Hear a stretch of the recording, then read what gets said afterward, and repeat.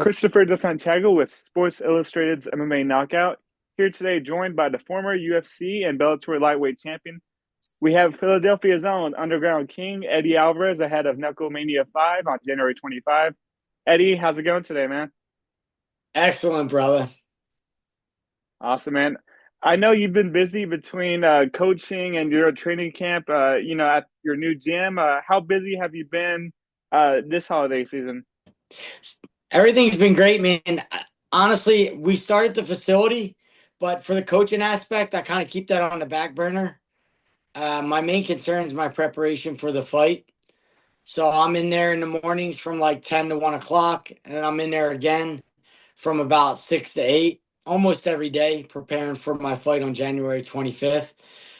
Once I get the victory on the 25th, then I'll concentrate on the coaching aspect. But for right now, the number one concern is the preparation. Most definitely, man. And I love the first face off that you and Jeremy did. You guys did it on the iconic Rocky steps, and then you have Rocky overlooking you guys. How cool was it to see the statue put up back on the steps? Because I believe that was a special moment. They haven't had this statue up there in a long time. No, they actually, so there's two statues now. The one is still below the steps, but they added another one on top of the steps. I thought that was a good touch for Philadelphia. And that same day, they were doing a big news media thing for the statue. So we actually had to sneak past some barriers and get up and get that shot. So we stole that shot. Awesome, man. Well, I've always seen you kind of like as the UFC's Rocky, between being from Philly and your kind of story to becoming UFC champion. I guess I wanted to ask you, as a big Rocky fan, what was your favorite Rocky movie? Probably say one because I was most influenced by it as a kid. And uh, one also was filmed mostly in my neighborhood. It was filmed in Kensington where I grew up.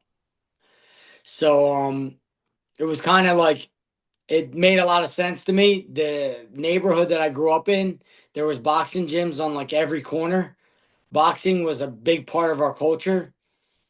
And when that movie came out, it just kind of let every kid from that lower neighborhood in Kensington to start to believe again, to believe in that underdog story. Because most of the kids in that area are that underdog story, including myself. So to be able to push, work yourself out of there, and fight your way to success or fight your way to a better life, um, it's kind of what I looked up to as a young kid. The story I seen as a young kid, and I was able to use it as an example in my own life.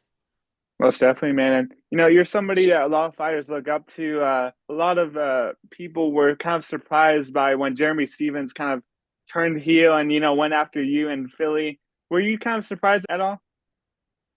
Yeah, I was because we have the same agent. We have the same agent, and I was just like, I thought it'd be more like Chad Mendez. He's a veteran. I'm a veteran, but I think he's a little bit afraid, a little bit scared, and his back's against the wall, especially being in Philadelphia. It's not. It's an intimidating place to have to compete. Nobody's gonna like you, and it's not because they don't like Germany. They just don't like the opposition. This is the town that Boo Santa Claus throws batteries at them.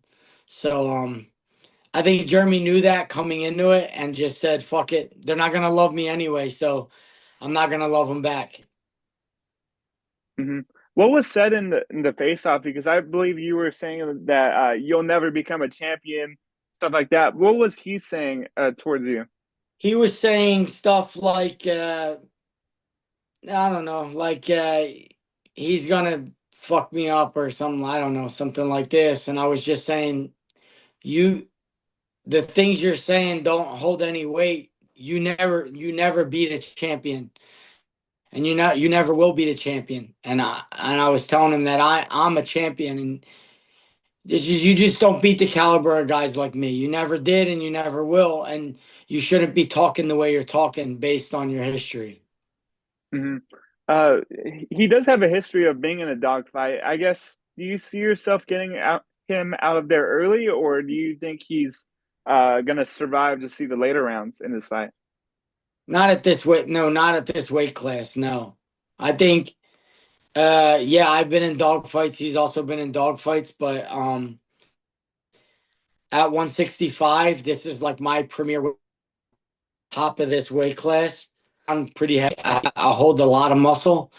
65 is like my premier, and I don't think it is for him. And I just think I'm too much to deal with here. We're just way too much to deal with for someone like him.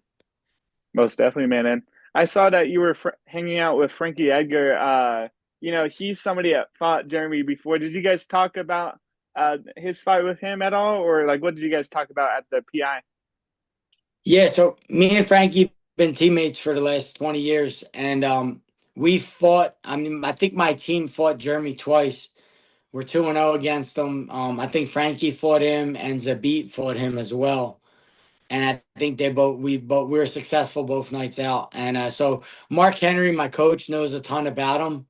And Frankie's beat him with Frankie's style. Frankie has a great style for against someone like Jeremy.